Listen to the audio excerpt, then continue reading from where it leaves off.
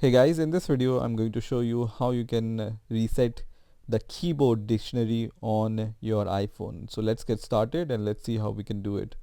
So first of all, press on this settings icon here. So I'm going to just press on settings app icon, and once this settings app icon is open, just select general from here. So I'm going to select general, and once you select general here, just go at the very bottom where you see reset. So I'm going to just press on the reset option here, and here you will see all the reset options. So we need to reset the keyboard dictionary, so I'm going to just press on the reset keyboard dictionary option, and once you do that, you need to give your iPhone passcode, and once you have given your iPhone passcode, you will be able to see this reset dictionary option. So once you press this reset dictionary option, your keyboard dictionary will be reset.